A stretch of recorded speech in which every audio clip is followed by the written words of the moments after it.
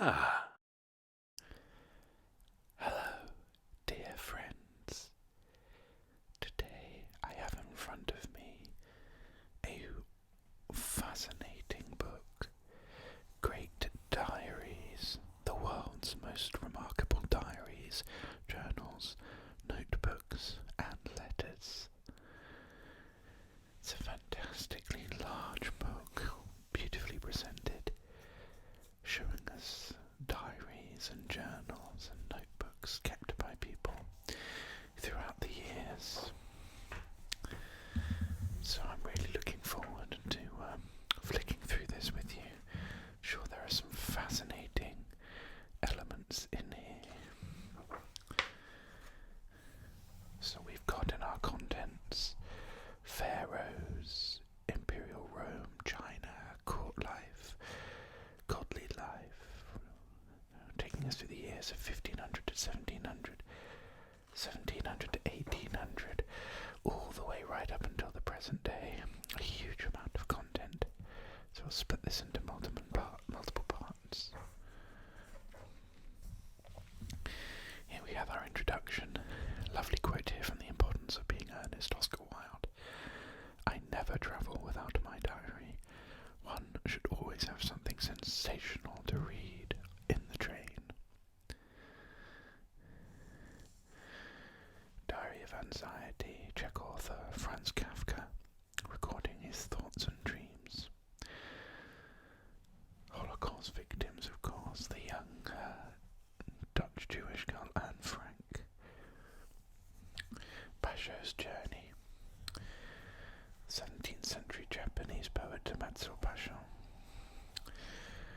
Of course, the multi-talented genius Leonardo da Vinci filled his notebooks with daily workings of his mind, diagrams, notes. So we'll start with before 1500. People in the ancient world did not keep diaries, but some personal documents have survived that bring those ages distinctly to life. Let's have a look. So the age of the pharaohs. This one here is exhibited in the Egyptian Museum in Cairo. Mera's journal, inscribed with a reed pen in ink on papyrus. They've survived for more than 4,000 years. It's incredible.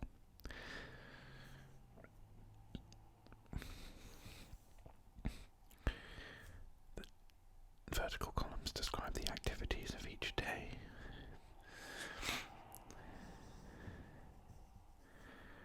The journal. Inspector Mera spends the day with his file loading a transport ship Imu at Tura North. Sets sail from Tura in the afternoon. Day 22 spends the night at Roshi Khufu. In the morning sets sail from Roshi Khufu. Sails towards Arket Khufu. Spends the night at the chapels of Khufu. Day 23 the director of Hezi spends the day with his naval section in Roshi Khufu. An Egyptian pharaoh Khufu, reigning between 2589 to 2560 BC, traditionally believed to have commissioned the Great Pyramids of Gaza. Here we have letters from Imperial Rome. This here is the oldest surviving fragment of Pliny's letters consisting of 6 leaves of parchment from a manuscript copy made in Italy around 500 CE. This page shows the first letter of Book 3, which opens See Pliny to his Calusius greeting. So some content in here is on the other side of the bay, the black fearsome cloud. A fiery vapour burst into long, twisting zigzag flames and gaped asunder, the flames resembling lightning flashes. Then the ashes began to fall, but not thickly. I looked back, and a dense blackness was rolling up behind us, which spread itself over the ground and followed like a torrent. The blackness of night overtook us, not that of moonless or cloudy night, but the blackness of pent-up places which never see the light. You could hear the wailing of women, the screams of little children. That's describing, of course, the eruption of Mount Vesuvius, a devastatingly large volcano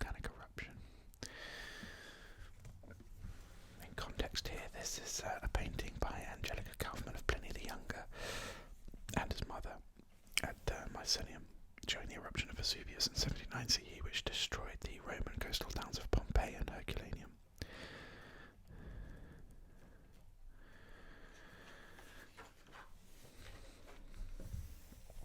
Here we have travels in China. We've got 2 complete copies of Enin's diary that have survived, and the earliest was transcribed by a monk named Kenin in 1291. Beautiful. Just as a contemporary European scholar would write about their faith in Latin, Enin composed most of his diary in classical Chinese, which is read from top to bottom, with a total of 70,000 Chinese characters. Roughly equates to the length of 100,000 English words. We reached Yangshu and saw the monks and nuns of the city being sent back to their places of origin with their heads wrapped up. The monasteries are to be destroyed, and their money, estates, and bells are being confiscated by the government. Recently, a document came on imperial command saying that the bronze and iron Buddhas of the land were all to be smashed.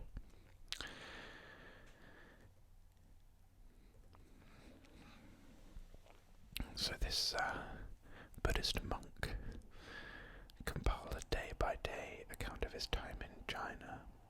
He was sent from Japan to the Tang court of China in 838 CE. It was the first Japanese travelogue, and also the first document about China written by a foreigner, talking about the dangers of the sea journey and monastic life and how Buddhism is practiced in China.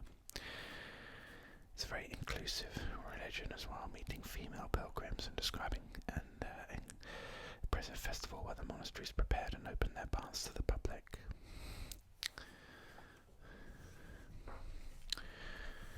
A tale of court life. So here we have Murasaki Shikibu, who wrote The Tale of Genji, thought to be the world's first novel. She was a lady in waiting at the imperial court during the Heian period in Kyoto. It's about a lengthy romance about the heir to the throne, Shining Genji, and his amorous exploits with countless women. I can see the garden from my room beside the entrance to the gallery. The air is misty, the dew is still on the leaves. The Lord Prime Minister is walking there. He breaks off a stalk of ominashi, which is in full bloom by the south end of the bridge. He peeps in over my screen. His noble appearance embarrasses us, and I am ashamed of my mourning, not yet made up face. He says, "Your poem on this, if you delay so much, the fun is gone."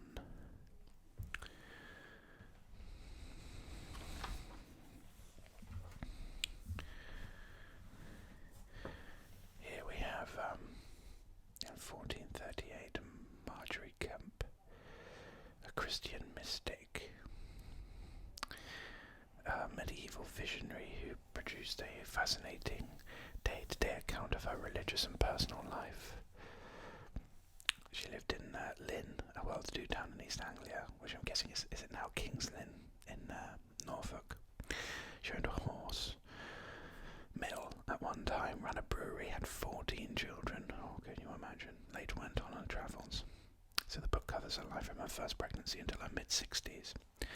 And it is hard as a religious crisis that she experienced after the birth of her first child, when she had visions of devils who encouraged her to reject Christ and abandon her family, and then a vision of Christ asking why she had forsaken him, which were then followed with conversations with Christ. So she couldn't read or write, so she dictated her story to a number of scribes. It was completed by 1438, then went missing, and in 1934 it was rediscovered in a country house. Amazing.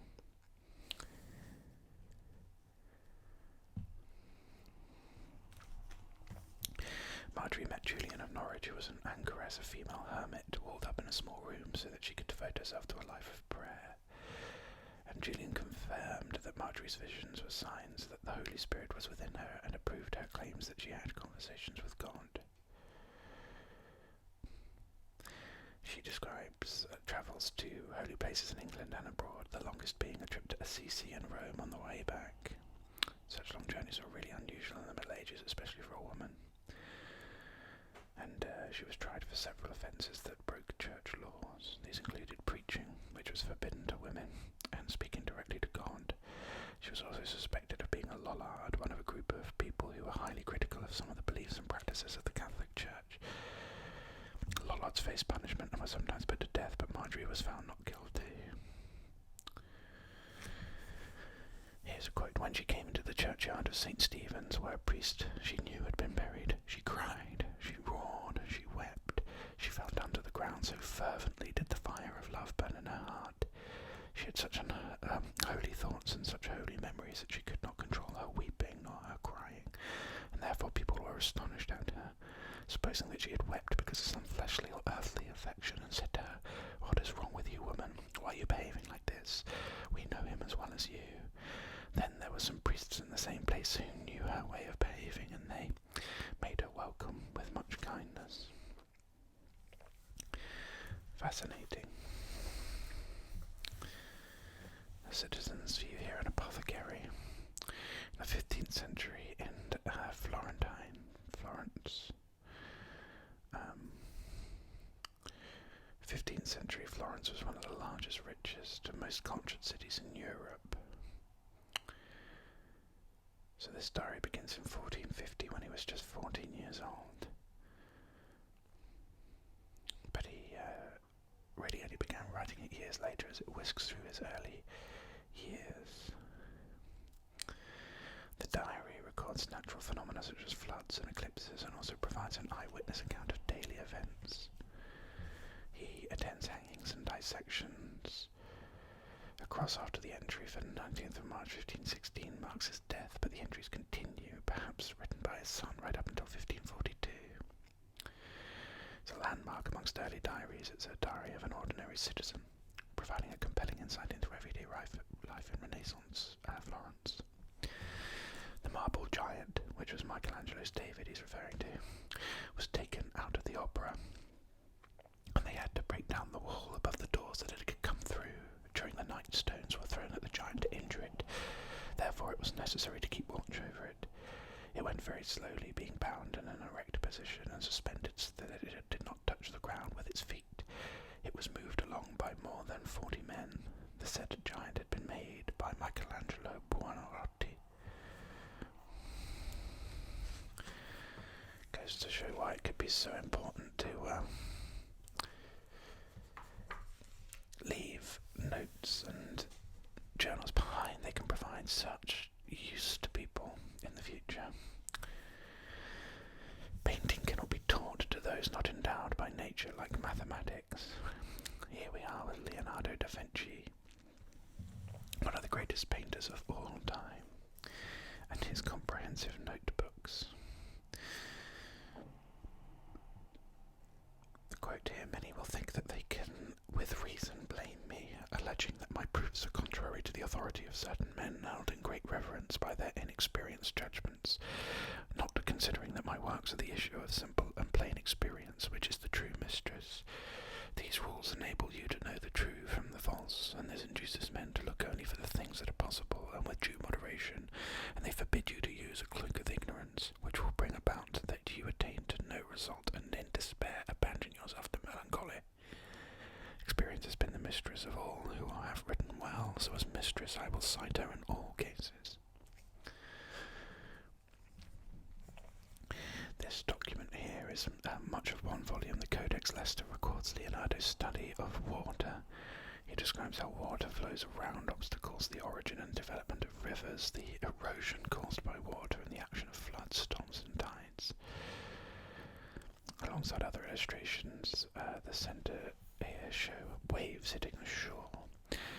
He wrote that it's impossible to understand this with the current theories of gravitation. He used mirror writing, so his text reads from right to left. He might have done this to stop others reading what he had written, or because he was left-handed and it was easier for him to write that way. Interesting, so you have to hold it up to a mirror to actually read Da Vinci's works. I didn't know that in detail. Oh wow, look at this. The illustrations are just absolutely fantastic.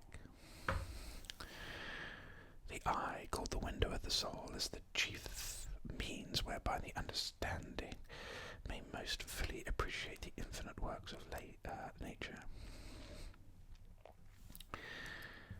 War machine here, many drawings of weapons and war machines. The human body. Leonardo believed that in order to draw the human body he had to understand anatomy. He learned how to dissect corpses, and his notebooks contain meticulous drawings of bones, muscles, sinews, nerves, and blood vessels. He also studied how muscles and bones move and how a fetus grows in the womb.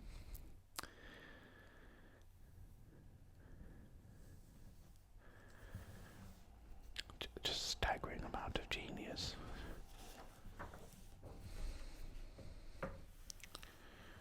So here's a directory of other works, including the Meditations of Marcus Aurelius, the Revelations of Julian of Norwich, the Record of Chobu,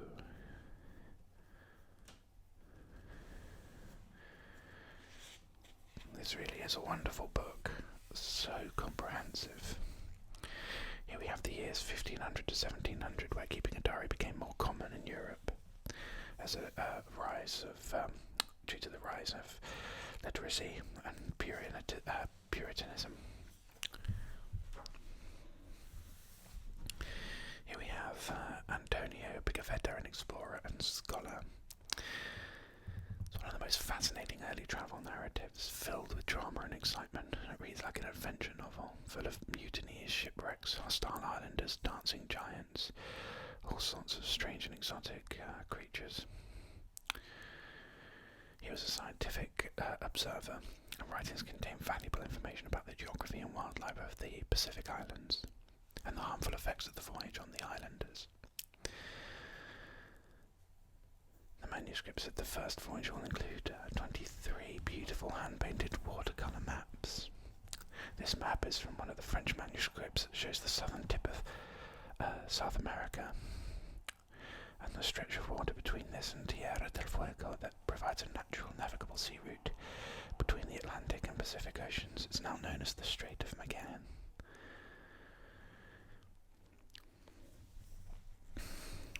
The natives continued to pursue us, and picking up the same spear 4 or 6 times hurled it at us again and again. Recognizing the captain, so many turned upon him that they knocked his helmet off his head twice. Trying to lay hand on sword, he could draw it out but halfway, because he had been wounded in the arm with a bamboo spear.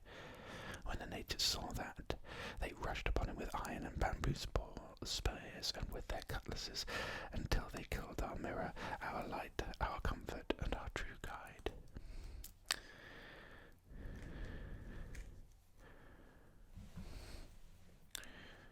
The death of their captain at the hands of natives to an island. Here are more lovely maps. This tree is a clove tree, and the goal of the expedition. We discovered 4 rather high islands at a distance of 14 leagues towards the east. The pilot told us those were the Maluku Islands, for which we gave our thanks to God. These are the islands of the Philippines. It looks like they were on a quest for spice. Here's a testament of war. Ye Shin, an admiral. The diary of Korea's most renowned naval commander. A remarkable self-portrait of a patriotic hero at war. Sometimes referred to as the Korean Nelson. He kept a record of his life from his appointment as an admiral on the 1st of January 1592 to his death during a sea battle on 19th of November 1598. Desperately trying to uphold Korea's independence against Japanese invaders at the time. Takes you into a private world with daily life and feelings of family and concern about political issues. This naval journal has 2,539 entries, covering almost the entire period of the Imjin War between Korea and Japan. Written with brush and ink on traditional mulberry paper, 7 volumes, 1 for each year. The heavens and the earth are dark, and even the sun has lost its colour. Ah, how sad, my son, where are deserted me? Is it because you are such an outstanding figure that the heavens are unwilling to leave you in this world? Or is it because of my sin that this great misfortune has befallen you? Even if I hold out in this world, now on whom can I lean my heart? I wish to follow you to the grave, to stay and weep with you together under the ground, but if I do, your brothers, sisters, and mother will have no one to lean their hearts on. Thus I endure, but my mind that wails is already dead, soulless. That's a lot of pain in that statement there.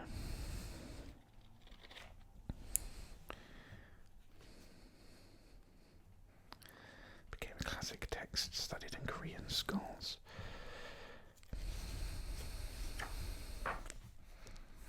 Soldier's Tale. A mercenary soldier, Peter Hackendorff, German. In 1988, an anonymous record of the experiences of an ordinary soldier in the 30 Years' War was discovered in a Berlin archive. Some detective work tracked down the author, identifying him as Peter Hackendorff, a mercenary from Saxon-Anhalt in Germany. It's a graphic picture of the miseries of military service in the first half of the 17th century.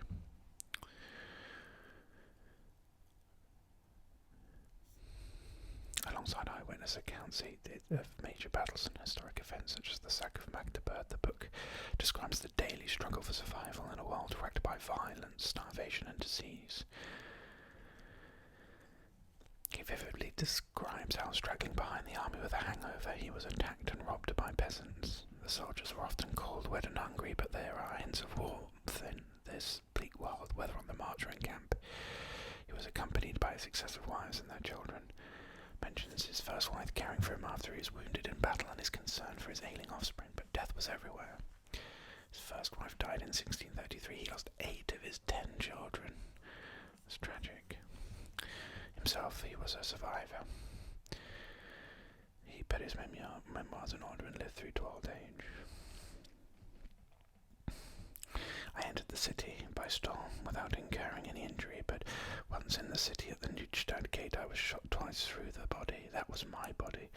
The army doctor bound my hands behind my back so he could use the gouge on me. Thus I was brought back to my tent half dead. Nevertheless, I was deeply saddened that the city burned so horribly, both on account of the city's beauty and because it is my fatherland. As I was now bandaged up, my wife went into the city, even though it was completely on fire, to fetch a cushion and cloth for me to lie on, and for the dressings. Wow. After a 2-month siege, the Protestant city of Magdeburg fell to Catholic forces. Hackendorff among them. Fires were started and quickly spread from house to house. Amid the flames, the troops unleashed upon the civilian population, engaging in an orgy of terrible things. Some 20,000 people were killed.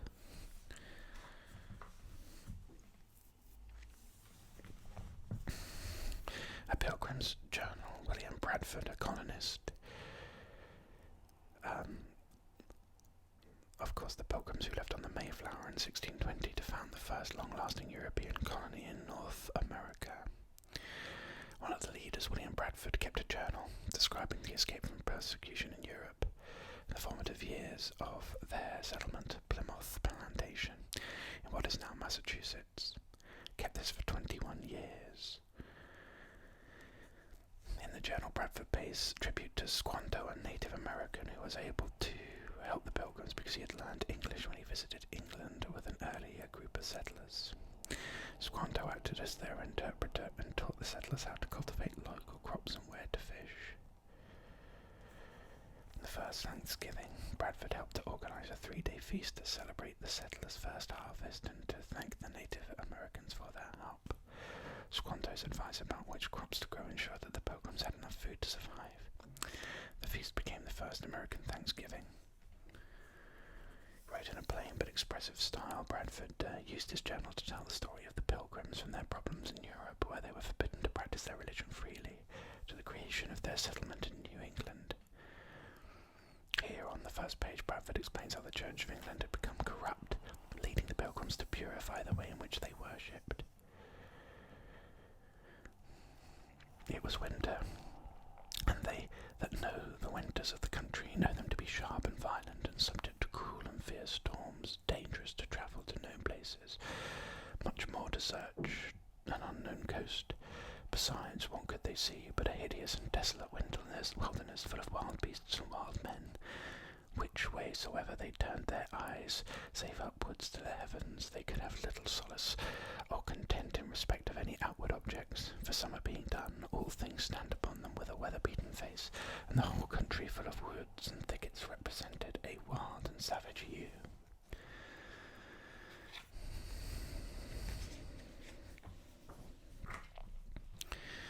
Into the unknown, Abel Jansoon Tasman, an explorer. Again, another seafaring captain. These brief, almost terse daily notes were made by Abel Jansoon Tasman for the owners of the Dutch East India Company. They had commissioned him to undertake a voyage in search of the legendary southern continent, Terra Australis, southern land, to determine whether the west coast of New Guinea was connected to it. It was a journey into the unknown. The first lines that Tasman wrote could be the opening of a novel. This day, August 14th, AD 1642, we set sail from the roads of Batavia with 2 ships, the yacht de Eemskirk and the flute Zeehan, the wind being north-east with good weather. The journal charts the ship's progress. It eventually discovered a new uncharted land, Tasmania. And they also then became the first Europeans to sight New Zealand. And the journals were handed over to company officials. The Maori saw the Dutch as invaders coming for their land. 2 boats of Maori challenged them with incantations and trumpet blasts, and the Dutch responded by firing their cannons at them. The Maori rammed one of the Dutch boats, and 4 sailors were killed. Tasman named the place Murderers Bay. Of course, this is Tasman, so Tasmania, that makes sense. Coastal records mapping out the coast. We had come close inshore in a small inlet which bore southwest of the ships. The surf ran so high that we could not get near the shore without running the risk of having our pinnace dashed to pieces. We then ordered the carpenter to swim to the shore alone with the pole and the flag. We made him plant the said pole with the flag at top into the earth, about the centre of the bay, near 4 trees easily recognisable and standing in the form of a crescent. This work having been duly executed, we pulled back to the ships, leaving the above mentioned as a memorial for those who shall come after us. So exciting, isn't it, to be in an age of discovery like that? And another sailor here, an English sailor, Edward Barlow, who ran away to sea at the age of 17, became an apprentice on board the HMS Naseby, a big old 80-gun 3-deck English naval ship. It sailed over to the Netherlands to bring Charles II back to England, thereby restoring the monarchy after the English Civil War. Quite a serious outing. Far from romanticising a sailor's life, Barlow writes of abuse, hardships, and a life little better than a slave. He describes the difficulty of finding work in England, and at times struggles to afford even shelter. In a small town near Falmouth, he spends a night knocking on strangers' doors begging for lodging. There are wonderful illustrations of lands beyond English shores and of sea creatures that he encounters. Although he was not the most skilled of artists, his drawings are great charm and dynamism. He was the captain of his own ship by 1705, and died in dramatic fashion, lost with his ship off of Mozambique.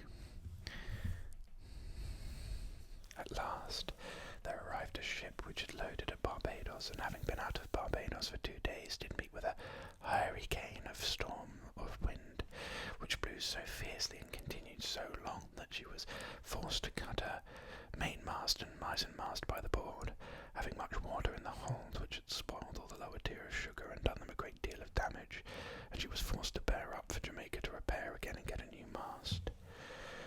Always very dangerous, and he's produced illustrations of the experience as well.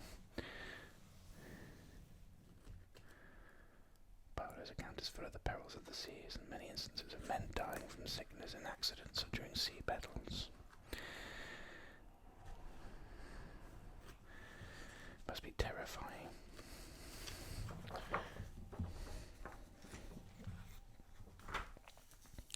A very famous diarist, Samuel Pepys. A very famous diarist wrote, of course, about the plague and the Great Fire of London.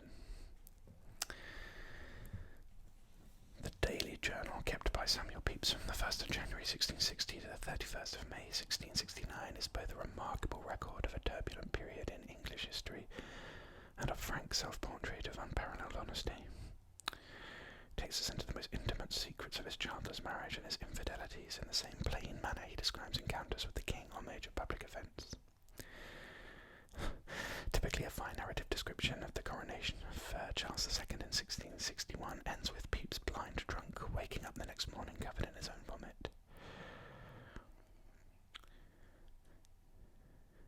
No one knows why Pepys chose to begin a diary in 1660, but he certainly wrote for his eyes only.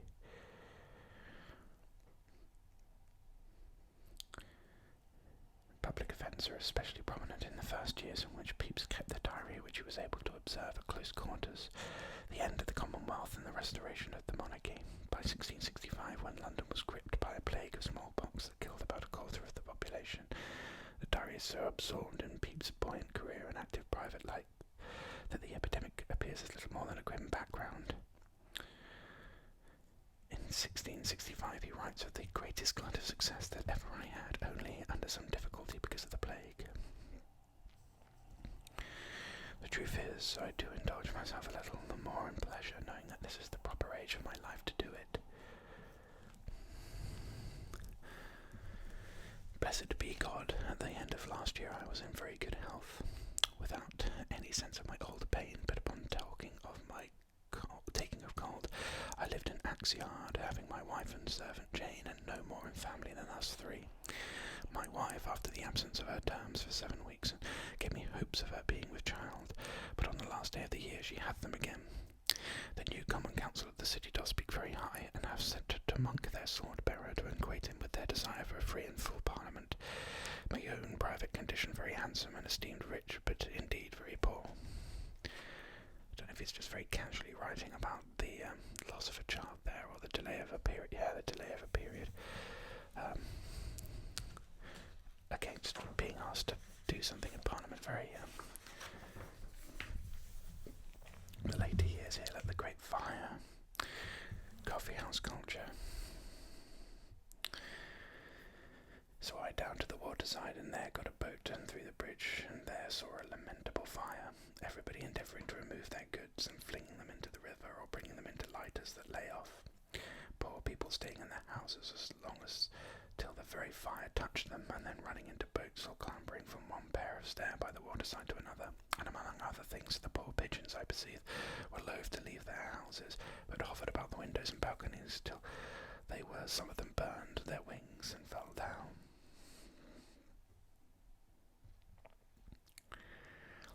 Pepys was the first person to report the fire to the king, and urged that buildings should be demolished to create fire breaks. So played quite a pivotal role there. Pepys condemns the king, describe it as a lazy prince who only doth follow the women.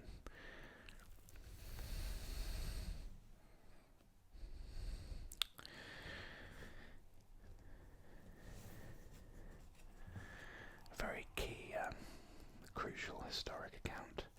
Samuel Pepys' Diaries of London. Kangxi Emperor's Diary. Various scribes. Look at that, what a beautiful records of the court. Chinese society, the emperor was considered the son of heaven and the absolute ruler of all on earth, so his daily words and actions, large and small, constituted the official history of China, so everything they would do would be recorded. Now, seeing its social customs in general, they merely valorize empty ostentation and leisurely ease. Those who engage in commerce are legion, while those who till the fields are few.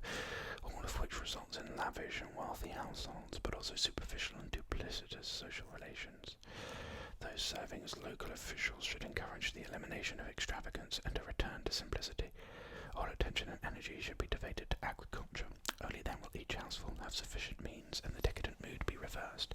Then gradually after some time there will be happiness and harmony.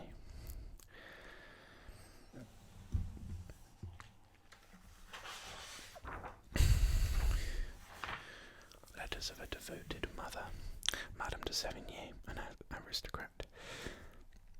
The letters of Madame de Sévigné paint an engaging portrait of aristocratic life in the age of Louis XIV, the Sun King.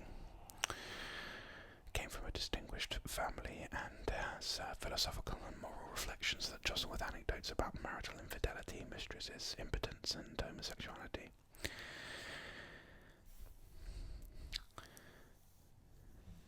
Lovely desk there. There are letters to her daughter. Her correspondence with her daughter continued until the writer's death in 1696, and copies of her letters were circulated to select readers during her lifetime. Her granddaughter published the first substantial posthumous selection of them in 1734. They have been admired ever since as models of French prose and a brilliantly witty and incisive portrayal of 17th century France. Long journeys are strange things. If we were always feeling as we do at the end of them, we should never leave the spot where we are, but Providence bestows forgetfulness, the same that helps women over childbirth. God bestows this forgetfulness so that the world should not come to an end and one should undertake journeys to Provence. The one I shall make will give me the greatest joy I can have in my life, but how sad a thought to see no end to your stay there. Sometimes in these woods I go off into the reveries of such gloom that I come back more shaken than if I had the fever.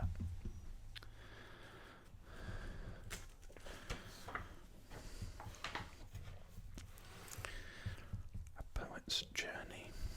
Matsuo Basho, a poet of Japan. Beautiful. Lovely illustration there as well. One of the greatest poets of the Edo period in Japan. Basho devoted himself to poetry after working as a servant to a young samurai. Set off on a series of journeys by foot through the Japanese countryside and wrote accounts of these journeys. A series of journals or travelogues with a combination of prose and poetry. Best known journal is The Narrow Road to the Deep North. Talks about the people he meets on the way and haikus of being bitten by fleas and sleeping in a bed next to a urinating horse. Gentle humour throughout.